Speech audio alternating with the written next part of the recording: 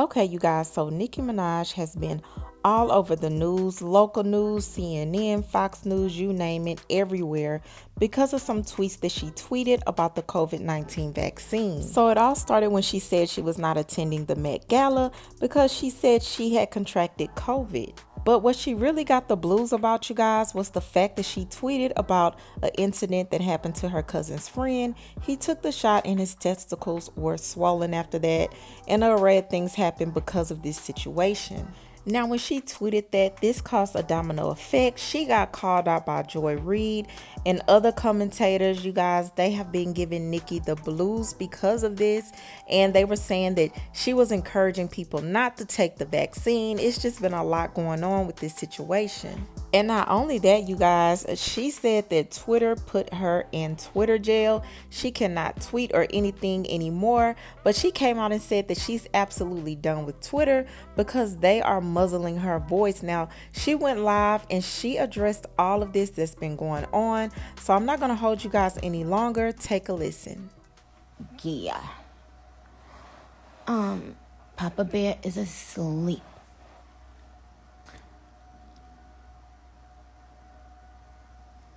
Oh, thank you, babe. I didn't realize I could do my poll on Instagram stories. I'll do that. Something ever happened in your life and you didn't really pay it much mind, right? But then you slept on it. And then you realized there was something even more layered there. You had to unwrap it and unravel it, right?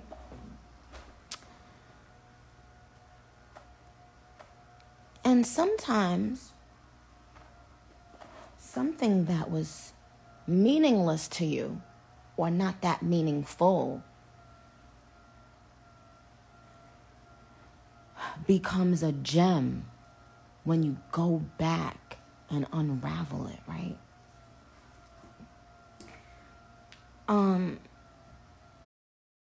A lot of times lately I've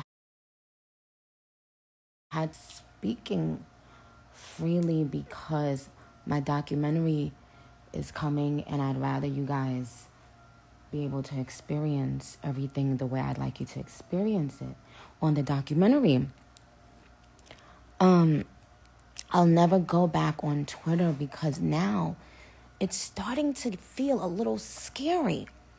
I remember when I was a little girl, and I would be taken to church, and sometimes the people in church would tell us, be happy that you're able to praise God freely, because some people in so many countries in the world can't praise the God they'd like to praise freely.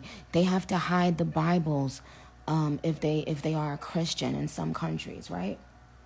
And that always motivated me to want to be in church and enjoy church, because I was like, wow, some people don't get this luxury.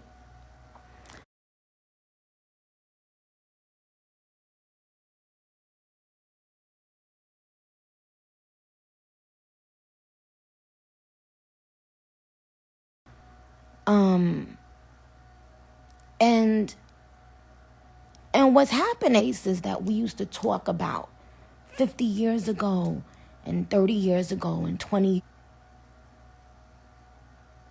that you can't speak. You can't speak for the fear of the mob attacking you. If that doesn't give you chills up and down your fucking spine, this is scary.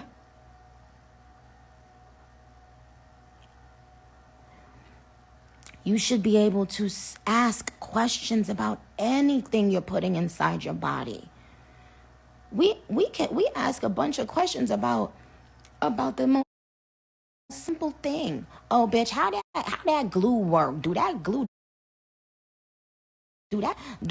really keep the wig down for how many hours? Oh, because if I go in the pool and if I sweat it off, and bitch, how that? But you can't just innocently ask a question about something going in your body.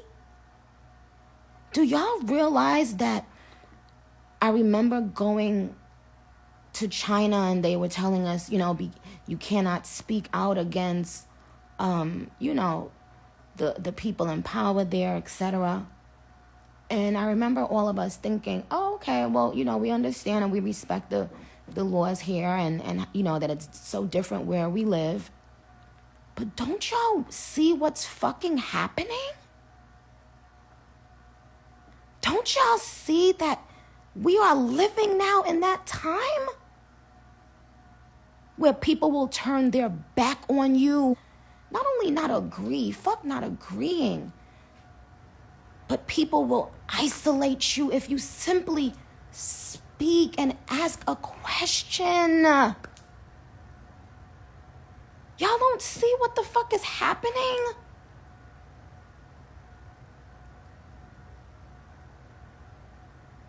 And I'm seeing black women on Twitter, black women I follow,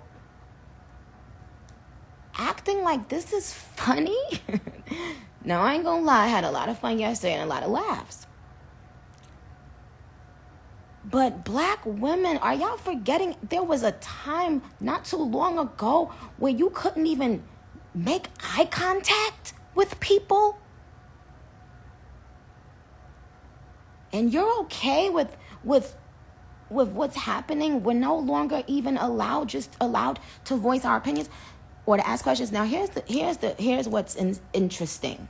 What's interesting is so many of your favorite artists feel this way, but they're afraid to speak up. And I can't blame them.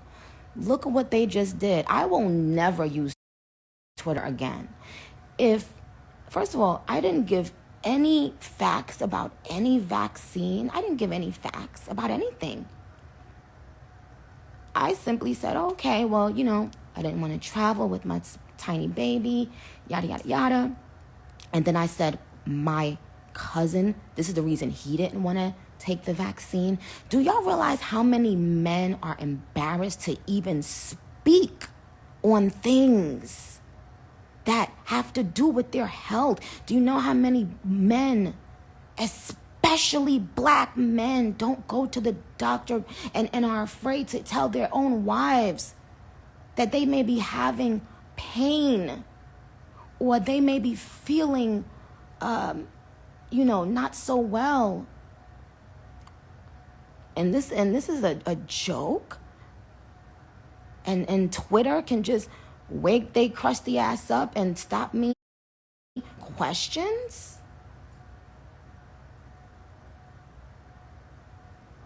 But y'all hanging out with rappers? But I don't know. I mean, it's interesting. But I want you guys to find a way. If I I told you I got a request to go to the White House, which I thought was really dope.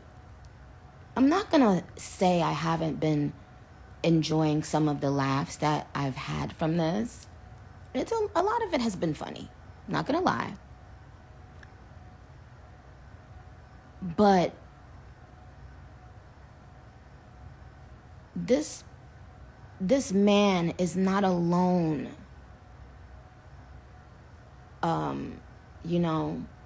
There are tons of things that men won't really speak on things the way, us women will speak on anything.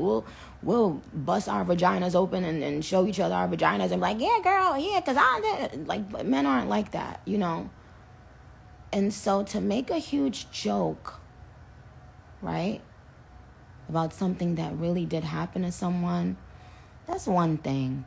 But then to stop a person from... So what it's making me think now is that there's something bigger to it. Like when I kept on seeing all these people with all these conspiracy theories, I would be like, oh, what? Oh, please, But what in the world scared y'all that much that made you disable my fucking Twitter? I have not put out anything that I said was a fact about anything. I simply said we should be able to ask questions and speak. And it's scary when they start telling you you can't ask questions about anything.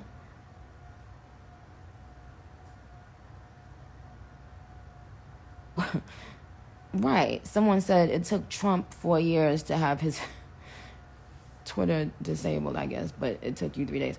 Yeah, not even 3 days.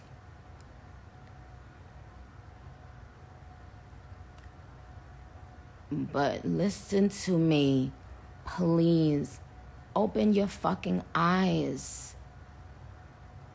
Open your eyes. That's all.